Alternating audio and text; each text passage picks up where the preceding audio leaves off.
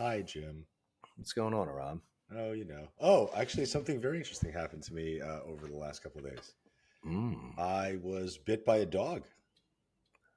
Where? What? What kind? How did the owners Uh, respond? How did you respond? I so need all the deets. I was in Connecticut visiting for like a few hours because I was trying to go to my old stomping grounds to get some New Haven pizza, and Yeah, were you in New York or something? I was in New York, and then I went to For what? Connecticut just to sightsee, eat, and walk around and get a lot of steps Oh, in. And then I went to nice. Connecticut for the day. I just hopped on a train. I went to my old apartment. You remember my friend Bonnie that was at the event? Yes. So Bonnie lives in my old apartment. She's got two dogs. That's And right. then the landlord downstairs, who she lives above, has a dog who, I mean, I watched that dog grow up as a puppy. I walked through the backyard and the dog's just fucking going nuts, like real loud. And then Brendan, the owner, opens the door. The dog literally sprinted straight out of the back door directly at me, immediately chomped at me once. I backed off. Then I turned my ass to him and he fucking bit me like a nice chunk, bit me like right on kind of like my hamstring quad tie in and like right underneath my ass cheek. And then went to go bite me again. And then Bonnie's dog got in between us and scared him off a little bit. And then like 5 minutes later, he was licking my face and he was fine. Wow, maybe he thought you were a racist, so he bit you and he tasted your blood and he was like, nah, that's Fine. friendly blood. Well, he That's did. crazy. You got broke, some wound. He broke the skin. My fucking leg is sore as shit. Like there's definitely a welt there. Mm. But I thought it was, I mean, I didn't really respond to it. I wasn't mad at Brendan. Like, whatever, it is what it is. It's just the dog. He should have done a better job as a dog owner saying, like, hey, he tends to be aggressive towards because men with hats, apparently. I was wearing a hat. Okay. But typically when men with hats come to the backyard, he doesn't let the dog out because the dog tends to be aggressive because they're on his turf. But he didn't do that thinking that, oh, well, he's familiar with Aram, but it's been 2.5 years since I've been there, so he doesn't fucking remember me. I got bit by a dog on Tuesday, which was lovely. Nice. And here we are now. No rabies or anything, I don't think. I mean, if you got it, it would probably just balance out whatever other things that are going on in your blood. It would just be like what's that? Like not try, like oh my God, what's the word? Where like an anecdote? Yeah, like an anecdote. I was like, a tranquilizer? No. A dopamine? No. Like an antidote for all of the issues in your blood. So I've only had a couple dog encounters. One, when I was younger, I was riding on like a main road and a dog just came sprinting at me. Did you or no? No, I was on a bike and very fit. So you were fast. I got away. The owner, I called him back. He came right off. But it was a main road. I started to go out into like this highway kind of main road thing. And a car did like buzz right by me, like got out of the way, didn't hit me, but like brushed alongside of me. But one time, this was probably my scariest dog moment. I get done teaching a kid a driving lesson. Okay.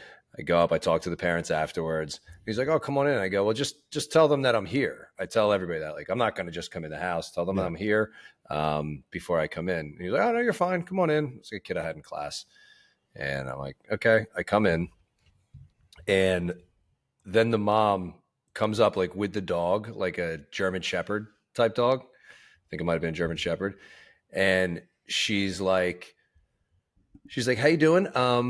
Do not put your hand out to shake my hand. Just stay calm and everything will be fine. And the dog's coming up. What the fuck? And I'm like, are you fucking with me? Like in my head, I'm like, what is going on? She's like, yeah, normally we don't let anybody in the house because the dog will attack if it thinks it's at all a possible threat. If you reach your hand out to shake my hand, it will take that as an attack and it'll go at you. So just stay calm and pleasant, try not to look scared, and he'll be fine. And we just have like our conversation. Yeah. And before leaving, she's like, again, just a reminder, don't put your hand out to shake my hand. Have a good day. And I leave the house. Oh my God. But like, just what doesn't make sense to me about that type of is why we can't use the word retarded anymore about high school kids. Well, that's one. Okay. I said it. How about the fact that like, if you're the dog owner and you understand that that's your dog's behavior, you can't get that fucking Cujo into another room? I don't know. I don't remember enough details about it. It was so long ago. like why the dog wasn't put away when she found out, or if it Right. was, it might have been she was coming up with the dog to greet her son and was surprised that I was there. Oh, well, yeah. I think it might have been that, which would make the most sense. She's like, "Oh, hi, yeah," and like giving me this rundown as she's walking towards me. But still, as the dog owner, the dog probably has a collar on it, right? So grab the fucking dog by the neck, collar, scruff. I would. There must be something where if you tried, it would go off because it's like I'm here to protect. Like, don't take me out of this room. I have no idea. It was just weird, uncomfortable, frightening. You survived. And then did you? I survived. I'm a survivor. How were you able to rebuild after that? A lot of internal work. Okay. After that, a lot of internal work. If I get a chance to run a dog over with my car, I do that. That's Right. very therapeutic for me. Yeah. Like I kick dogs when the owner's not looking. That's good. Things like that. Do you ever give them like a little shake and a strangle? No. Just to make them a little bit afraid of their own. No, I've taken like broomsticks and shoved it down their throat. I put like a dog treat on it, and then I just, just jam it down there. And I'm starting to disturb myself now with it's my made up stories. Not much different than how you parent. Correct. Same thing. I was 3 days in New York. It was nice. I realized that New York is good for three things. It's good for eating as much as humanly possible. Right now, everybody has the chance to guess what they are before you say them. Eating. All right. Now they have a chance to guess on the next two. Go ahead. Commence. No, I just wanted to give them an opportunity to think about them. Yeah. Shopping, which I don't do. Okay. And then walking. Oh, nice. Yeah. I was waiting for the word drugs to come up. So that's. I did do drugs because I went to a concert on Monday night, and I tried to interact with mushrooms. What concert did you go to? I went to go see Prof, my favorite rapper. Oh yeah, I saw it. Yeah, he's good. He was awesome. He's legit. He played. He fucking tore the house down. It was great. And really? What I think he did a really nice job of too was he did this little like monologue right before one of his songs, and he was talking about how he's been working out and he's been like trying to like be healthy because the tour like beats the shit out of him, and they're always they're living on the bus and they're going to different. So you cities. Threw a business card at him? Of course. Well, I did the meet and greet, so I actually got to meet him and like take pictures with him and chatted with like all of his crew, like his road crew. Yeah. And he had this like the monologue was basically like, listen, like he like pulled his shirt up. And he's like, there's fat on this body, there's scars on this body, there's miles on this body, but it's still a healthy body, and I want you guys all to like understand that that's how it is. Like, don't try to strive for perfection because you'll never reach it. And I just thought it was cool just to see like the human side of a performer who clearly like has all the opportunities to just be a complete fucking maniac on the road. But here he is like making a concerted effort to take care of himself, to hydrate, to sleep. To hydrate. Well, no, but like he does a couple of blues songs live where he actually has to sing. And right before the concert started, one of his tour managers came out and was talking to everybody in the front, like basically the closest people to the stage. And they said, hey guys, if you're going to smoke, because everybody was smoking joints, because I didn't realize that weed was legal in New York now, but it is. Okay. So everybody was like basically had either a blunt or a joint in their mouth in the first couple of rows. And they said, if you guys wouldn't mind just stepping to the back of the venue to smoke and then come back up if you want, because Prof is trying to preserve his vocal cords because it takes a lot out of him to try to like sing. Yeah. And I just thought that it was like, we're leading into this very health conscious world that I don't think ever really, because I'm used to like 80s and 90s and like 2000s, like rock and rap, where like it was just debauchery. And there was like as many drugs. Except for 50 Cent. Except for 50. He worked out, but he was jacked and stacked. Yeah. Well, DMX. DMX. If you want it, you gotta come and get it, baby. You with it. All you gotta do is set it, baby. Right. I saw what you really want. I saw Ja Rule once at LaGuardia, and he was fucking huge. He was so he got real big like when he years later when he was in prison, because I think he spent 2 years in jail, and I think he just got. But it's the point of what I was saying is like it's really cool go to jail to see this swing into like people that you wouldn't expect to be health conscious, discussing it. It's just it's like there was either the bodybuilder health people or there was like the musicians, but to hear them talking about it is cool. It is. It's fast, and I think what it's doing is it's like it's flipping this narrative onto its head, because the people that are listening to this type of music are starting to realize that there's a really big mental health component to it. Like a lot of the shit that he talks about is like, he grew up in Minneapolis, he grew up in the projects, and he basically talks about how like I could have easily just, taken the neglect from my dad and the bullshit that I went through and used it as an excuse to be an asshole. But I just realized that I had a more positive and productive outlet. And I just thought that was really interesting because I think it just shows you how much choice as humans we truly do have. Yeah, but I also like that it doesn't. This example shows that you don't have to be pigeonholed to something. Yeah. I think a lot of people, if they are struggling with stuff, it's like, oh, I just can't. I don't want to be like Mr. Fitness person. It's like you don't have to be. Yeah. You could be whatever you want, and then just still take care of your health. Yeah. Like we're these, it's like the duality of us, like these multi-personality beings that we are. I think people struggle with. That was like my post from today. It's nice to just see like somebody in the fitness space just living life and enjoying life and doing random things. You could be a fitness person and like crocheting. Right. Like it doesn't, like people pigeonhole themselves so much, which makes it so hard to change. And then just even the fact that we can grow and change, like Aram knows things that are going on with me right now that we're not discussing yet, that it's like growth and change is important, and we don't have to stay stuck in the way that we were because we're just so used to that identity. And I think it can happen at any age too, right? Like you're 45, I'm 40. Yeah. And I think so many people that at least come to us for help or people that we interact with on social media, they have this very defeatist attitude about like, well, I'm at this point in my life. Like, what's the point? I can't change. And just to think you have fucking sad narrative because like I didn't start really improving my own mental health until like late in my 30s. Yeah. Now, well, think about I was lucky. Even the phrase midlife crisis. You're ignoring the fact that it's midlife, which means you have an entire other existence to live. Yeah.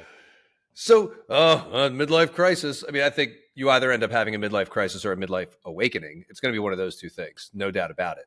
Yeah. And the midlife awakening is realizing I've lived 40 years and I have a solid 40 more years. Yeah.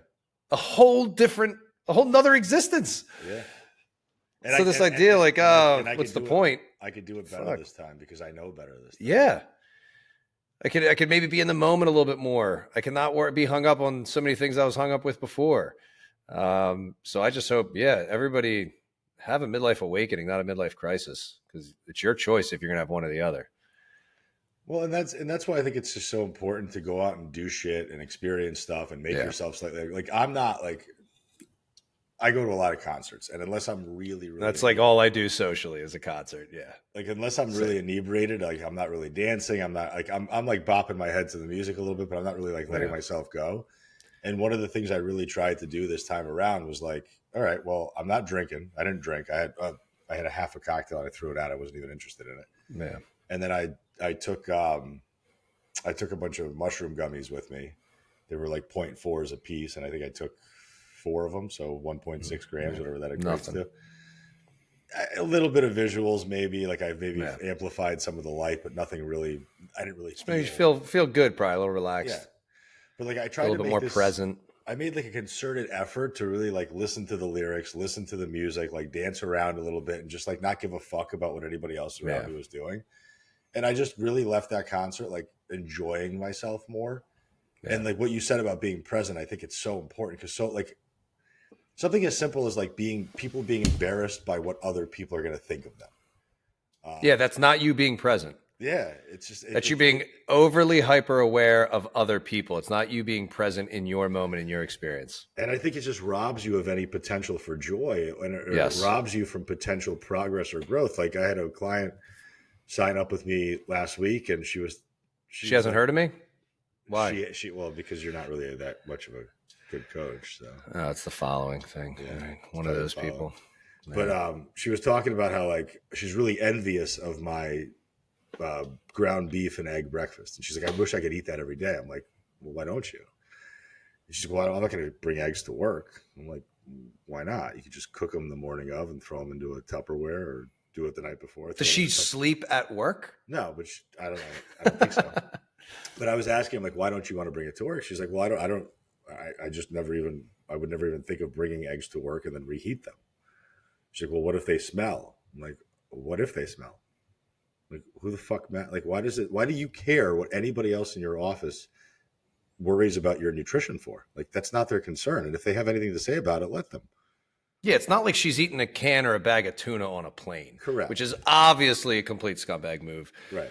Tunagate 2023. But it's just eggs and beef at work. You know, how many of those, the people, her coworkers probably smell like old cheese and shoes. It's just so sad to me that, like, here's an almost 60-year-old woman who's still afraid of living life the way she wants to live it because of what other people think. Well, this is, I think, a good opportunity, even when you're having this conversation again with somebody. Even the idea, like, it's sad that this is how people are living, but we're all on the same journey. Yeah. And just at different parts at a different time. So, like, for somebody like her, it would be, hey, I know it feels weird, but I have a challenge for you this week. I want you to do it because we're going to learn to step out of our comfort zone, because you're, what sounds like people pleasing is getting in the way of you experiencing life.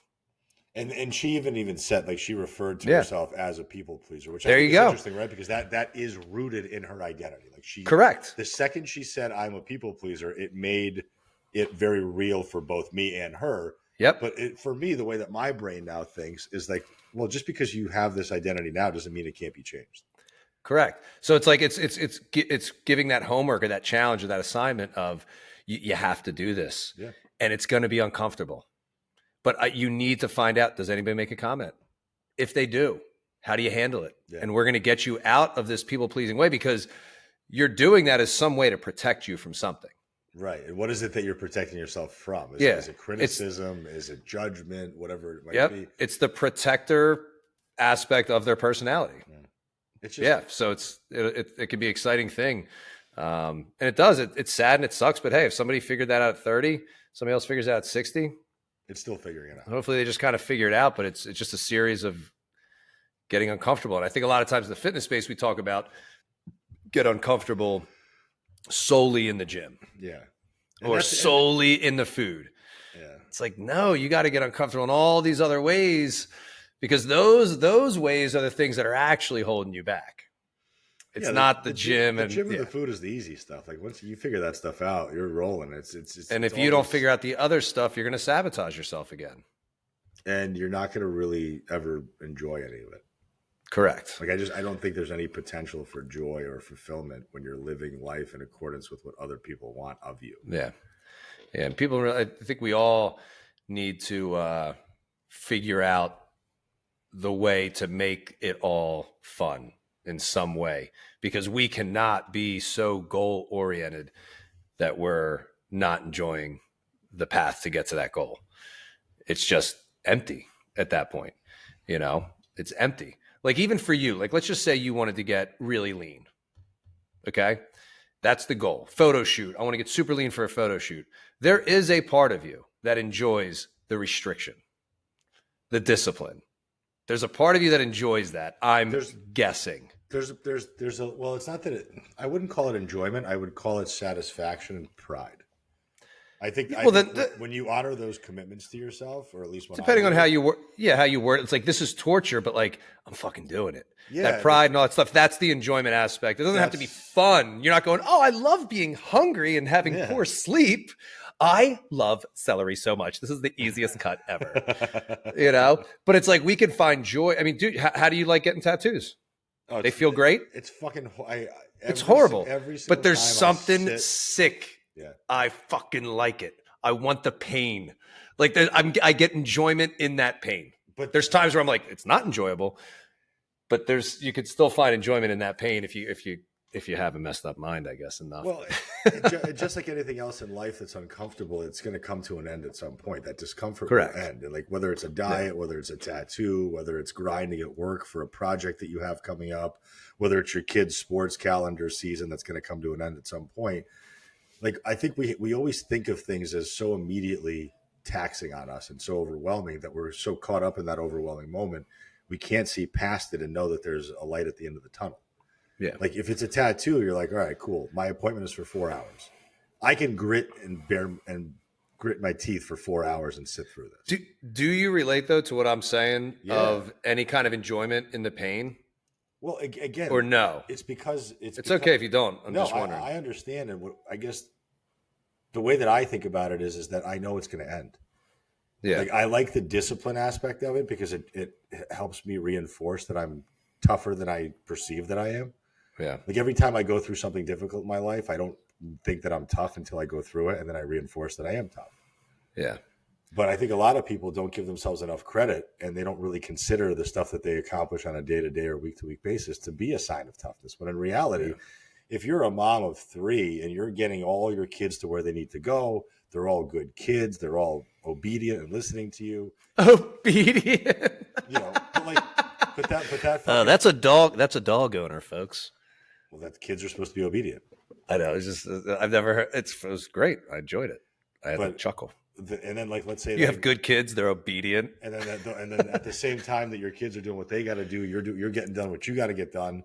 A lot of people don't take that as being accomplished or being tough. When in reality, I think that's where you do give yourself some credit. Yeah, you're like, wow, holy shit! I'm actually able to parent 3 children to the best of my ability. I'm able to hold down a job. I can keep this house orderly and clean. I'm in a productive and healthy relationship.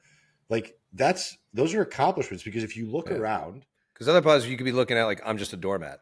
I'm everybody's servant. Right. And that's not a great way to go about life if you're viewing yourself that way. And that's the other unfortunate thing is like people don't have the perception that's healthy about it. They think of themselves in this very like, I don't know, it's almost like this weird undertone. Like, like what is it like? Why do I bother? What does it matter? Well, it's like you're shaping the lives of 3 people that are going to become adults at some point, and everything that they're learning from you now is going to be something they're going to admire about you later.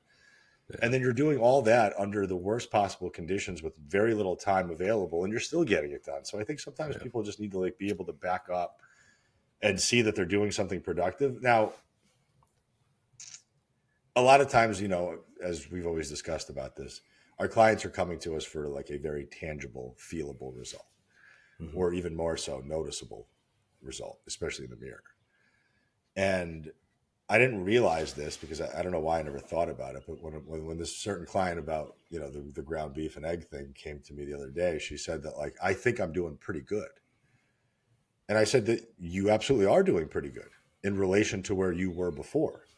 Yeah. But you came to me for what reason? She said, I want to get results. I said, what are the results that you want to get? She said, I want to keep increasing muscle mass and lowering body fat.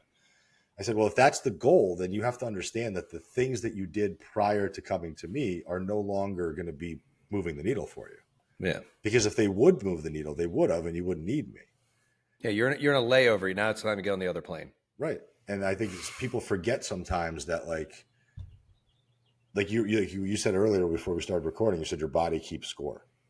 Yeah, your body keeps the score. And your body is keeping the score. So sometimes like we all know that you have to be able to apply some level of stress.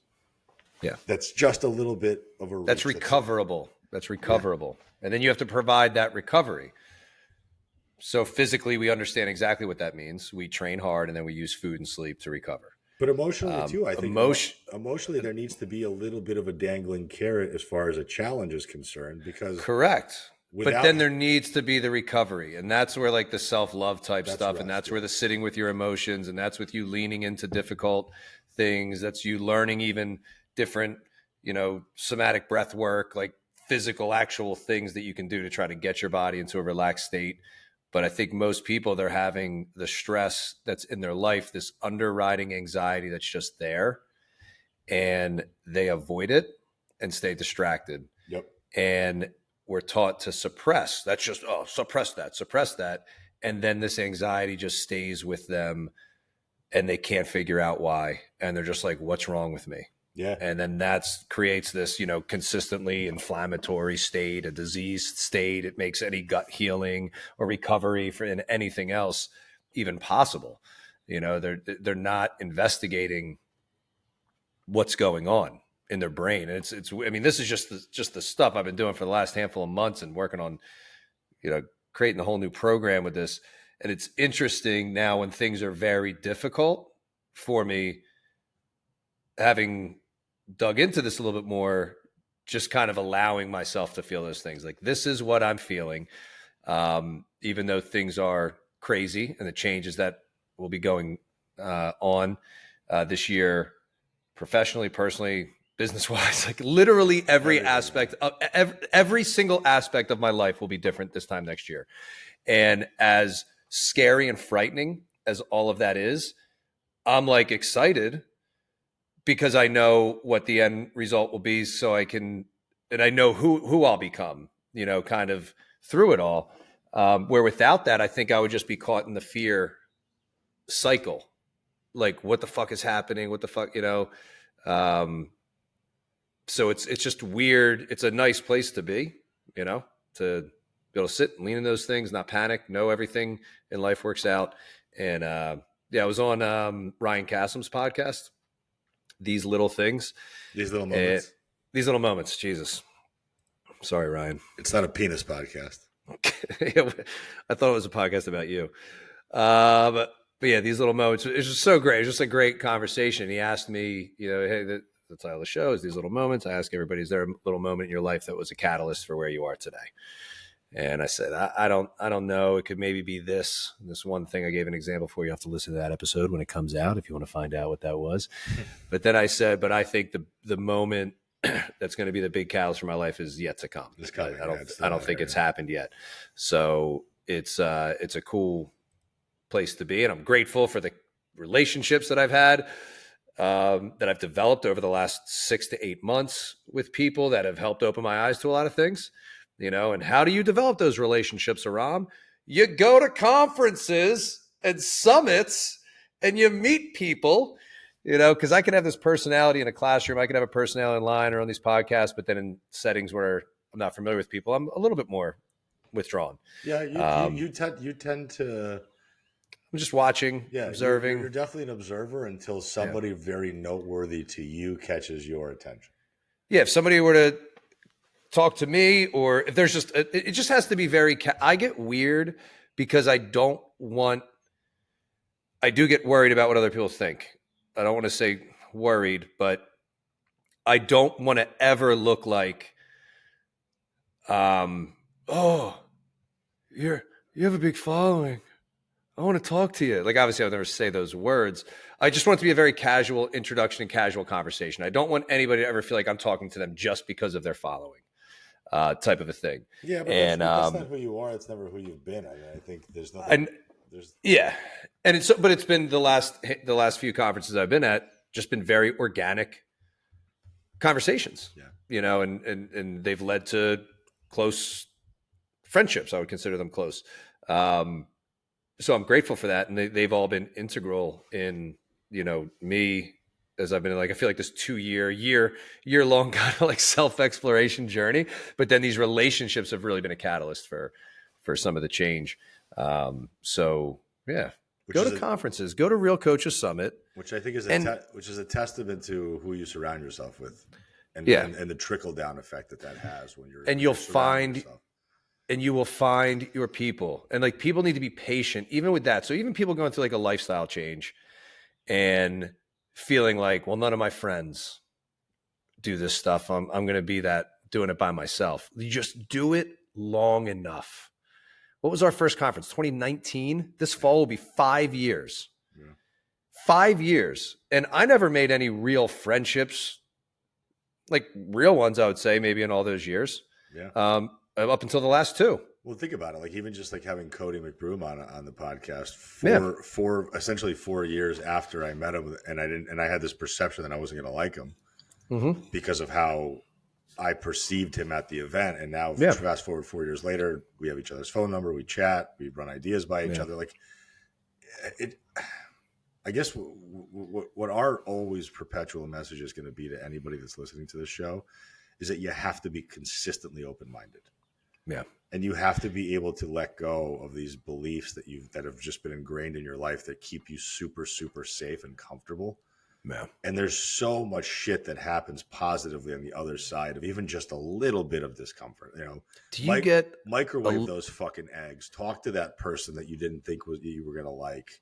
Go to the movie by yourself. Go out to dinner by yourself. Go get on a plane by yourself. Like, stop having to wait for approval from somebody else or to see like who's going to be there. Like don't ask who's going to be at the party. Just go to the fucking party and find out.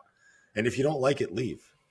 Yeah, and when you do everything that Aram just said, and when you just be you unapologetically, which is such a cliche thing to say, if you just keep doing it and just own who you are and you stay consistent with it, trust me when I say there will come a time where all of a sudden life will move and fast forward. Yeah. You'll be like, holy shit. All of a sudden you meet one person, then it's like, oh, you got to meet this guy. And then like it just things start moving in fast forward. So people who are rushing for the shortcut, we all know that makes things last a lot longer. It makes things take a lot longer because you got the quick fix and then you rebound and then the quick fix and it takes things a lot longer. So if you just are slow and steady with everything, all of a sudden everything just fast forwards. I mean, it's crazy. Like time has just been so weird. That's how good, all this stuff. But it's like it will go and fast forward, but you just have to trust that. And it's like, oh, these aren't my people. How many conferences do we go to where we're like, these aren't our people? Yeah. Does that mean we stop going to conferences? No. All of a sudden, you just start going, those types of conferences. You start to then see where your people might be. And then you start going to this conference or that conference. And all of a sudden, you start meeting your people. Yeah. But if you're always going to be the chameleon and trying to impress people, you're never going to find your people. Well, no, because you're not being authentically yourself. Yeah. And how many people are just staying with the friendships they have? Like, the friends who are like, oh, you're no fun anymore now. You don't drink. So you go back to drinking. And now you're just inauthentically yourself because you want to be around people. And they're not even your people. And you might even be tired of some of the conversations. You might even catch yourself just participating in all the gossip with them. And you're like, you hate yourself afterwards. It's like just being consistent, showing up who you are. You'll find your people. I kind of had something like that happen to me, like a week and a half ago or so. A friend of mine's birthday was like a Friday, I think 2 weeks ago before I left for New York. And I hadn't been out in a while. And I'm like, you know what? I haven't seen these people in a while. They're not like, I wouldn't call them like close friends, but they're definitely like acquaintances. It's a group of people that I'll party with. You have fun with them. Yeah. It's always this couple that hosts people at their house. They have this really cool apartment that overlooks the city. And, they have a bunch of people come over. There's like this very cool wraparound 180-degree deck. And then everybody was going to a karaoke bar afterwards, which I love. And I'm like, fuck it. I haven't been out in a while. So you sang Tool at the karaoke bar? I didn't, because I realized when I walked into the karaoke bar that the sound system was garbage. And the only time you could really hear the people that were on stage were like if you were standing directly in front of the stage. So like that's exactly the kind of place I'd want to do karaoke at. You can't hear me. Again, I didn't want to interrupt you. You were saying about the house. Too much of a narcissist to not want to be heard in karaoke. I'm there for you. I want you to want me. Yeah, absolutely. Need you to need me. I would probably more go like Matchbox 20. Yeah. I want to push you around. Yeah. What a great song. Yeah. Matchbox 20 when that came out. So good. But such a good song. I went out and my expectation was I want to unwind. I want to be around people that aren't going to challenge like my thinking or have too much like deep conversation. Like I wanted it to be very surface level. Like that was my intention. My intention was I know that this crowd likes to party. They like to do drugs. They like to drink. And all the conversations are always very much just flat, surface level. Just doesn't require any thought. Because with the way that you and I run our businesses and the way that we interact with our clientele base and our audience on Instagram, it does. It gets very heavy and it gets very introspective and it kind of always challenges you to be on your feet and think and be progressive. So sometimes it's nice to just be able to dumb it down and back up a little bit. Absolutely. And you did it with intention. You knew what you wanted. You knew how it would help you. And this is exactly the example of a single moment or a single action, having the donut, having the pizza, whatever it might be. Doesn't mean you failed. Sometimes you need those things. It's okay to emotionally eat if you can regulate it, control it, be aware of it, have intention with it, all that stuff. Anyway, I digress. Go ahead. No, I couldn't agree with Not you digress, more. but but I think more people need to be able to understand that they can cycle through points of discipline and moments of discipline throughout their life where it doesn't always have to be full throttle.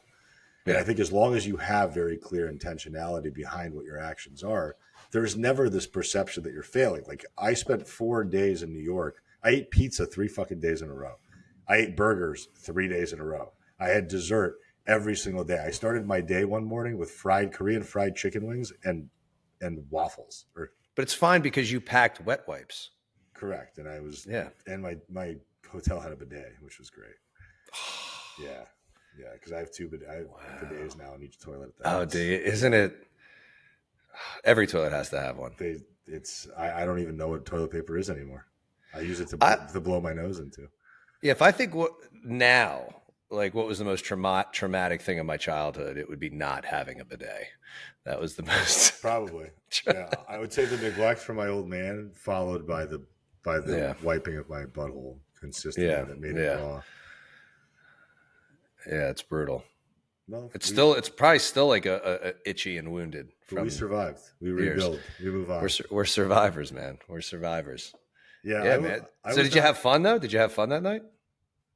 The night that I went out? The party with the karaoke? It was awesome because I did just enough drugs to be able to enjoy myself and not want to stay out past the point of no return. Have you changed your perspective on, because we had a guest once and you were like, you didn't say I have no respect for, but it was something along the lines of not understanding people who won't touch alcohol or won't touch drugs. Like they have no control. And that's a shame that they don't have enough control, that they can't just enjoy them. And it's like, no, I don't want to enjoy them. I enjoy being sober. You're like, nah, like you kind of, has anything like that changed in your mind? Or do you still feel that way? It's okay if you have. Be authentically yourself. I mean, it's okay if nothing's changed, but. I think there's a trend that's happening and it's becoming popularized to be sober. I don't think it's a bad thing. I just think I think it falls back into that level of inauthenticity. Like I know, for me to be authentically myself, I am not going to quit drinking. I'm not going to quit doing drugs because I actually enjoy doing those things.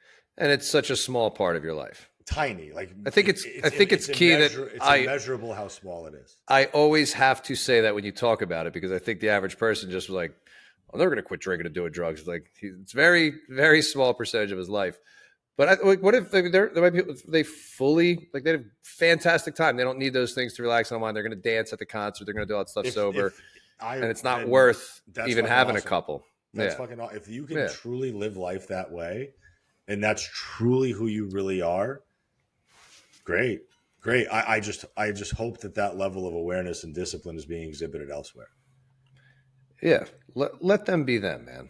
No, and I always will. I'm never going to take it. Like, listen, at the end of the day, I don't let my behavior influence anybody else's because that's not what I'm here for. I'm not here to say that my way is the best. I was just wondering about your judgment. That was all. I mean, I would say that your assessment. I haven't changed my perception on that. I still think that a lot of people are living inauthentically and they're doing things to follow the herd because there's a lot of shit that's popular.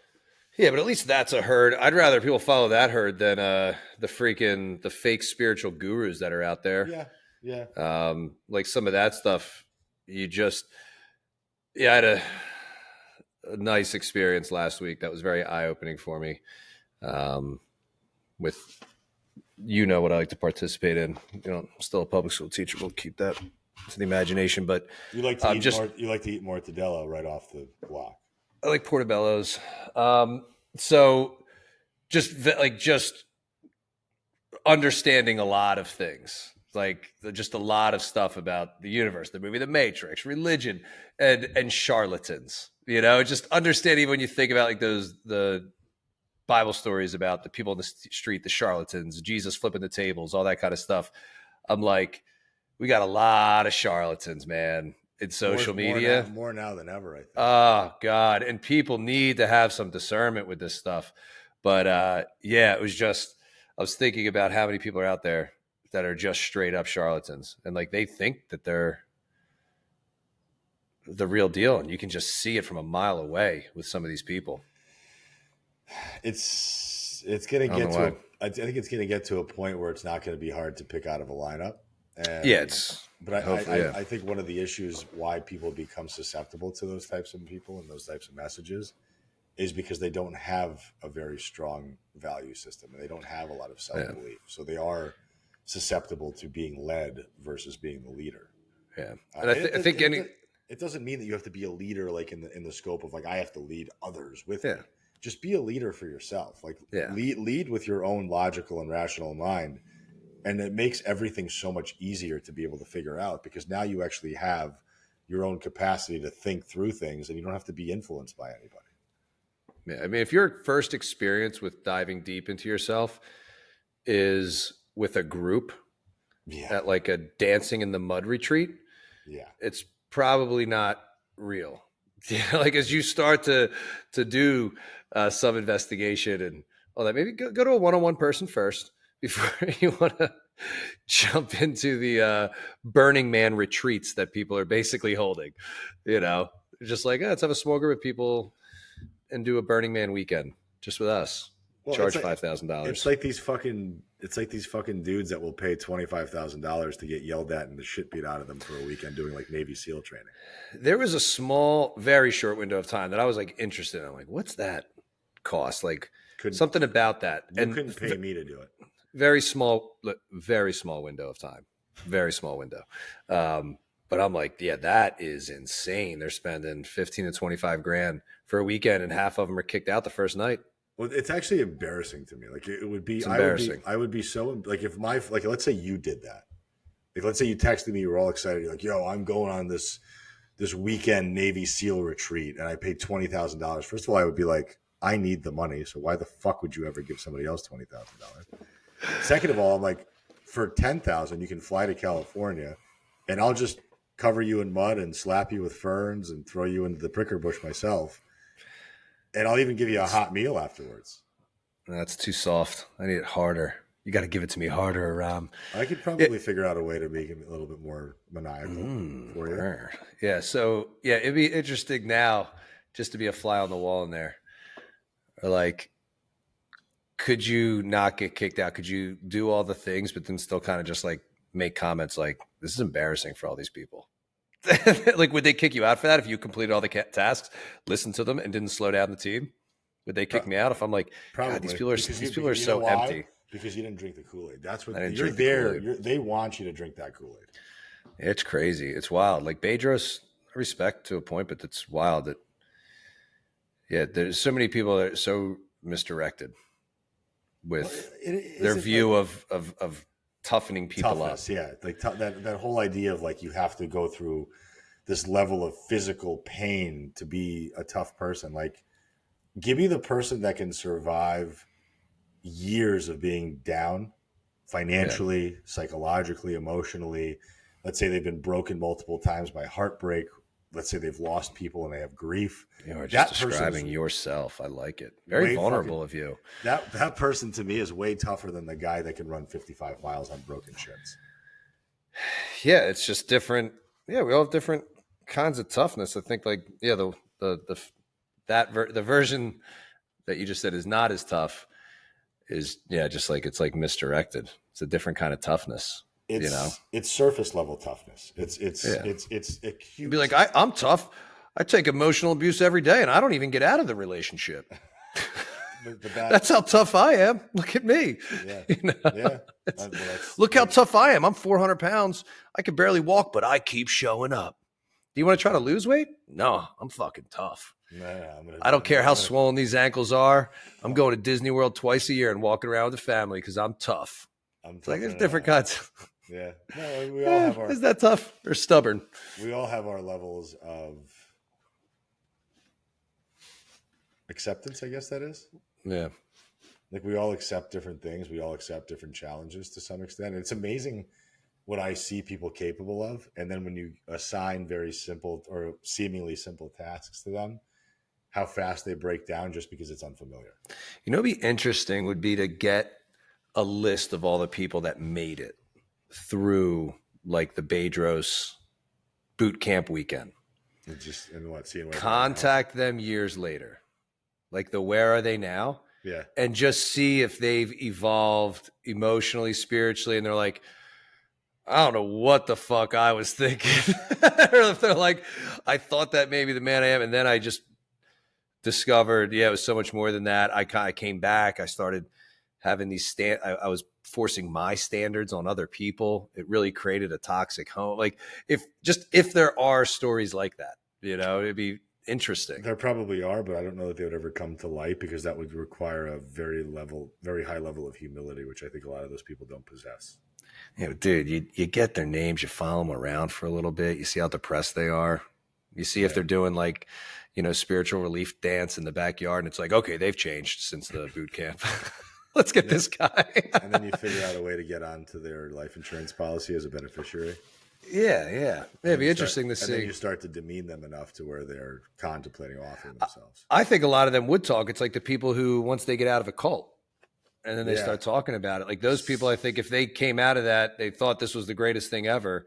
And then years later, they're like, it really messed me up for longer than I thought. They'd want to talk about it. Yeah, probably get their message out. Yeah, I don't. Yeah, beyond the boot camp. After the boot camp on Hulu. That would be a fucking great series. It would. Beyond the boot camp. Damn, I'm in the wrong profession, man. I should be coming up with ideas. I'm an ideas man. You are. You're an idea guy. So anything, what's besides going to New York and going to a concert and karaoke, anything new that you feel like you're exploring or working on, either personally or professionally, or updates on if you're doing any research for the conference? What's going on with you, man? And you got a new place. I got Key West coming up. Key Bump? What? Key West. Oh, Key West. That's the conference where they just let anybody speak at or something. What is it called again? Yeah. They just pull people off the street. It's called Path to Profit. And it's going to be me. Nick Lamb is going to be speaking. Are they just trying to find people who are like 50 grand in the hole and then have them talk about profit? 70 grand? Yeah. Okay. The higher the debt, the more credibility you have. Nice. That's why I'm never asked. Anyway, I'm going to get there though. Dude, fuck you. You're right behind me. You're going to be in way worse shape than me. Yeah. I've already paid $9,000 down to that loan from the conference. Yeah, that's nice with that Stripe situation you got. Dude, it's fucking awesome. If anybody has Stripe that's listening to this, take out loans from Stripe because you won't even feel the payoff. They just take awesome. 20% off the bat, and it's great. And I just found out that my old apartment that I was living in, somebody actually signed a lease, so they're moving in on May 10th, which means I paid for May, but they're going to prorate and give me money back for the rest of the month. So that means I'll get that money back. Nice, which will be cool. And what are you going to talk about at Path to Profit?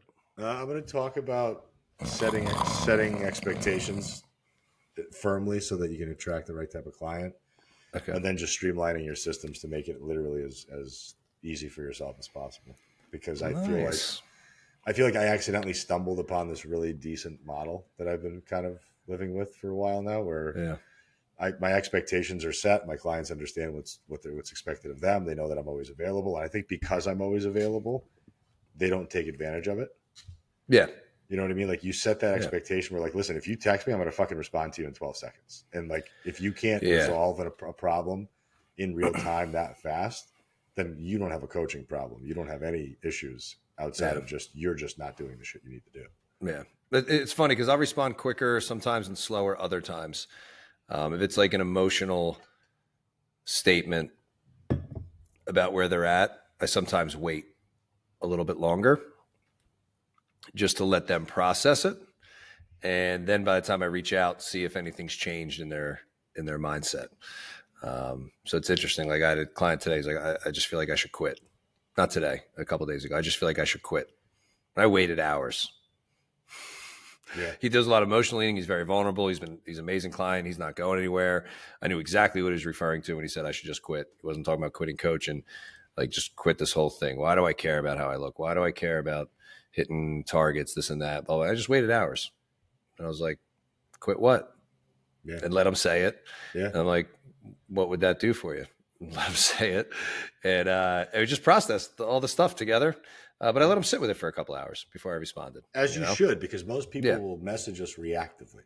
Yes. They're reacting to an emotion that they feel in that moment. Like, I just overate. My belly is distended. I'm failing. Yeah. Versus, I just enjoyed a meal out with my family. I was super present. I enjoyed every ounce of it. I overindulged, and this is the result. Yeah. Yeah. And I'll always encourage for somebody to send the text when that stuff's happening. Because it puts it out there, and just by putting it out there, it allows them to maybe like think and guess what might I say kind of thing, and potentially like they create their own voice in their head, but using me as like, what's he going to say, blah, blah, blah, blah, and they can start to problem solve versus not saying it, kind of ignoring it, and then being like, never mind, never really confronting those emotions that they felt if they never texted it at all. Yeah, it's interesting. I like it. So you got that. What else? Do we know when the Coach Catalyst live event is? I don't. It'll probably be in August. We just don't know the date yet. The Super Coach event, probably August again. Yeah, but we don't know which weekend. No, at this point. Yeah, I'm going to try to make it to that one. Good. This year, that'd be the goal. Anything else do you have coming up? Not really, man. Just building, just trying to grow, just trying to enjoy San Diego summer, and that's it. I like it, man. Are you any guests on any podcast recently or coming up that you're excited about? Yeah. Oh, for us or for? No, for you. Meaning, like, am I going to be appearing on anything? Yeah, or have you been on one recently where you're like, this was a really good conversation, I enjoyed it, there was something different about it? Nothing noteworthy. Like kind of the way I plugged Ryan in our conversation, how good that was. Nothing noteworthy. Just looking forward to our guests because we have the best podcast in the land. So if you're listening and Aram was recently a guest on your podcast, just keep that in mind. Yeah. It was nothing special. You fucking suck. Yeah. You guys, we're backlogged. We're backlogged a lot. People are gonna have to wait some time. It's funny because like sometimes I'll put the YouTube video out and I'm like, I had no beard and now I have a beard, or I'll be like, I had a beard and now I don't have a beard. Like it's just I look so different because it was like 6 weeks ago that we recorded it. It's funny. You're getting old, and so am I. But I love it. I love it, man. Listen, I appreciate catching up with you. Yeah, it was good catching up. I think if anybody has anything that they have questions on, maybe we could do more of these single person. Yeah, I like it. Yeah. I'm gonna. I'll probably do an intro for this, so I can. Do you want to ask me the last question? No, but I am going to put a link in the thing if people want to sign up for the new 12-week Inside Out program that I'm releasing. It's very nice, very group, very very intense, very exciting. Change from the inside out kind of thing. Oh, that's what I started to ask you earlier, and then I'll ask you. Do you get a little excited every time when you see somebody's post and they reference the other side? Yes. Every fucking time. Because I know that they're just stealing it from us. No, because it's just the perfect phrase, man. Everything great's on the other side of everything that's shitty, and there's a whole other side of life. That's why we are the other side lifestyle. You know what I'm saying? I love when I see people say that phrase. I'm like, they don't even know they're plugging us. No, they don't. They don't even know. But and I went to what's that? Nothing. Oh. Is Darcy? Bye.